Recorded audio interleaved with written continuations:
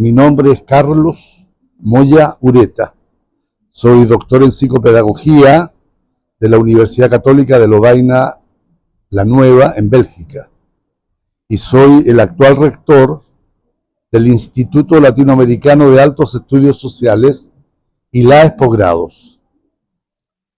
Y me dedico a la didáctica de posgrados y mi campo principal de investigación es sobre el funcionamiento intelectual de los sujetos en formación de posgrado o de formación doctoral. En este simposio internacional se abrió una temática que no la habíamos tomado antes, que se relaciona con la universidad saludable. Y la referencia a la universidad saludable, es decir, una universidad que se preocupa a sí mismo por la situación de los actores que la componen, de las comunidades que la componen, se les ocurrió a nuestros colegas mexicanos que no era posible hablar en Latinoamérica de universidad saludable sin referirse a esta mirada civilizatoria, este paradigma que ha salido de la invisibilidad de los pueblos originarios, que es el buen vivir. El buen vivir constituye una referencia de organización de vida y de reproducción de la vida y de la cultura de los pueblos originarios, en especial de los pueblos originarios sudamericanos. Y entonces lo que hicieron los compañeros en México fue crear una ecuación entre la universidad saludable, que es una preocupación que nace sobre todo por la condición de las universidades durante la pandemia, con el buen vivir. Y entonces ellos lanzan una pregunta y dicen, ¿será posible una pedagogía de la felicidad?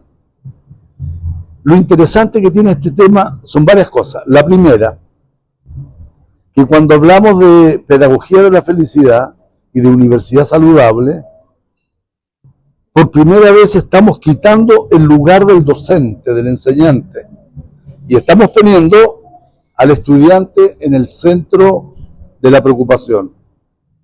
Es una cosa que debimos haber hecho mucho tiempo antes. Las universidades son más los estudiantes y sus aprendizajes que los enseñantes y las instituciones. Mi particular visión sobre este tema es que lo que aporta el buen vivir a la universidad y a la universidad saludable es la idea de comunidad. El principal valor del paradigma del buen vivir es que ellos se constituyen, se fundan, se instituyen en torno a la idea de comunidad. Y si yo junto esta idea de universidad saludable, solo corro el riesgo de deslizarme en una perspectiva sanitaria de la enfermedad mental de los estudiantes, de la enfermedad mental de los profesores, de las condiciones de atención. Y eso no le interesa a nadie. Lo que interesa entonces es que al considerar el paradigma del buen vivir, la universidad desaparece. Y aparece entonces la vida universitaria y la comunidad universitaria. Hemos estudiado tendencias anteriores donde algunos investigadores han vinculado universidad con buen vivir. Pero la forma en que ellos lo han hecho es intentando rescatar elementos que les parecen pertinentes para ser aplicados en la universidad. Entonces el buen vivir aparece con nuevo elemento de decoración en la concepción de universidad tradicional. Y eso no es el buen vivir. El buen vivir no es que con los componentes culturales, civilizatorios, ancestrales, nosotros vamos a adornar una universidad para que tenga un aspecto estético mestizo. Pero tampoco nosotros vamos a trabajar con las comunidades del buen vivir para folclorizarlos o para tomarlos como mascotas culturales. Y entonces el problema es más serio, porque el problema tiene que ver con la sobrevivencia de las culturas y de nuestra propia cultura en el universo, dominado por fuerzas hegemónicas en el conocimiento, que ejercen una dominación totalitaria desde la extensión de los medios tecnológicos. Entonces lo que yo planteé en este evento ha sido que al rescatar el concepto de vida universitaria y de comunidad universitaria, no es que estemos sustituyendo ni el buen vivir ni de la universidad, sino que estamos rescatando el verdadero ámbito de práctica, de investigación, de producción de conocimiento, que toma en consideración esta corriente de vida, esta corriente del vivir. Ya lo habíamos intentado y lo estamos intentando en una maestría en la Universidad Pedagógica Nacional, que es la maestría en ciudades educadoras y saberes de ciudad. Veníamos trabajando hace varios años con los compañeros de la UPN, cómo la universidad se cierra e invisibiliza los saberes, que en este caso son los saberes de la ciudad. Y nosotros creemos, equivocadamente según nosotros, en nuestra perspectiva epistemológica, que la universidad tiene los saberes suficientes y los saberes necesarios y los saberes validados para que formemos gente que pueda vivir.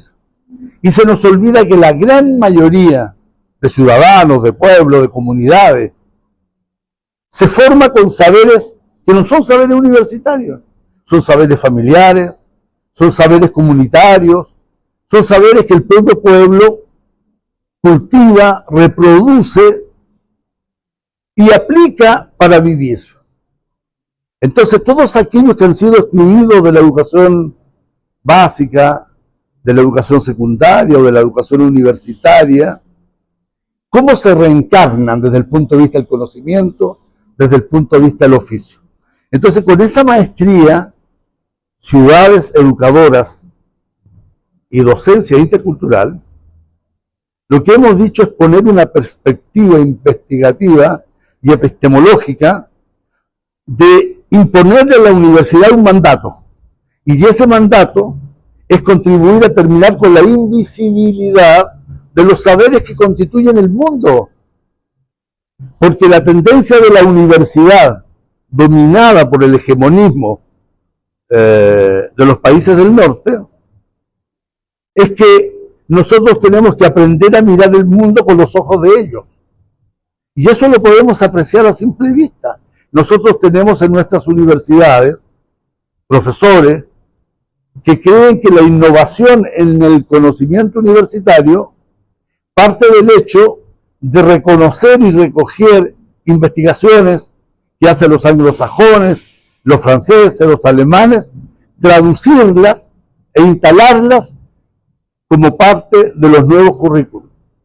Y entonces nosotros de repente empezamos a aprender o a enseñar que la forma de mirar a nuestros niños, que la forma de mirar nuestras relaciones sociales, que la forma de definirnos es a partir de las categorías y de los conceptos que nos llegan.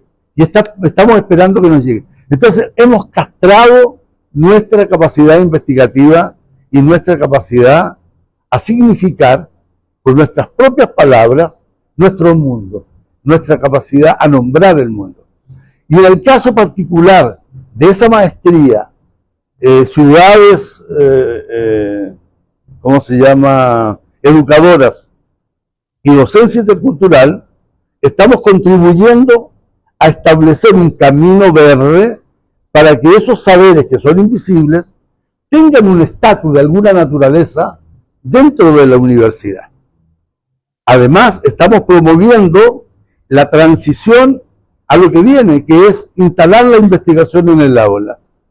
Y ya no podemos tener puros profesores enseñantes, transmisores. Tenemos que usar el aula como un lugar donde vamos a eclosionar con preguntas que interrogan. Nosotros no venimos a la universidad para que nos digan cómo es el mundo.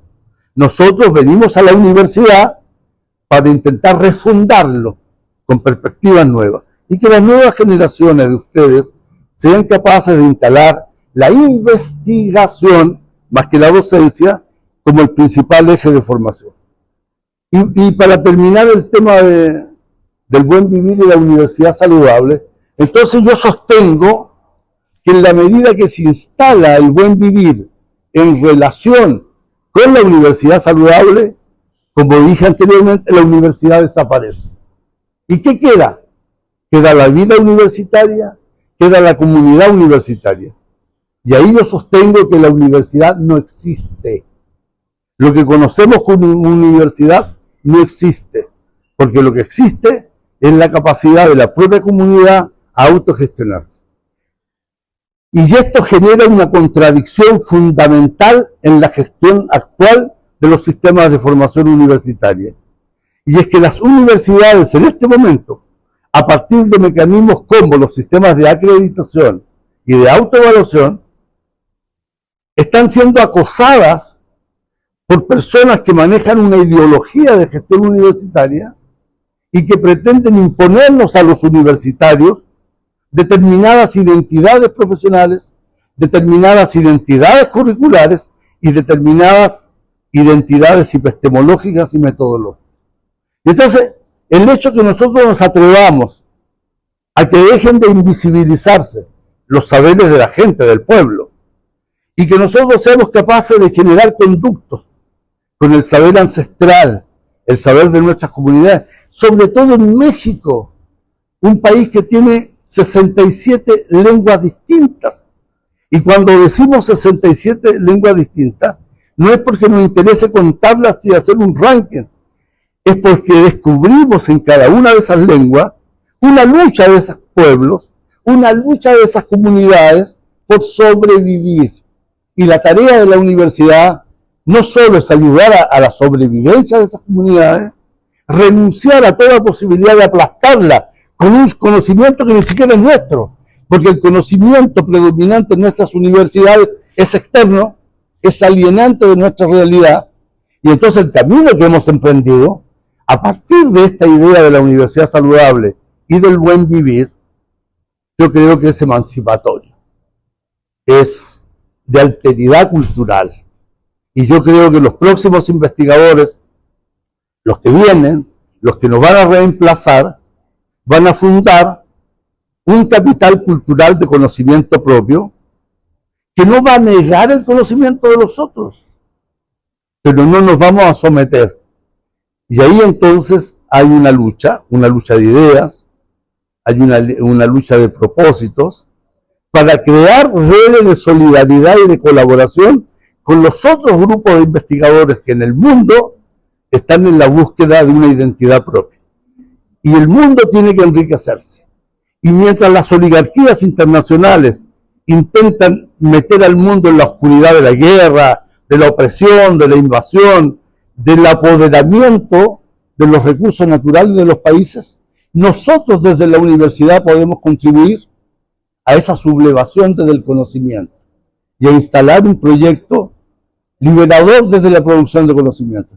Entonces, instalar la investigación en el aula, formar investigadores, tener capacidad para leer y resignificar nuestra propia realidad es parte de esa vida emancipatoria actual. Eso es.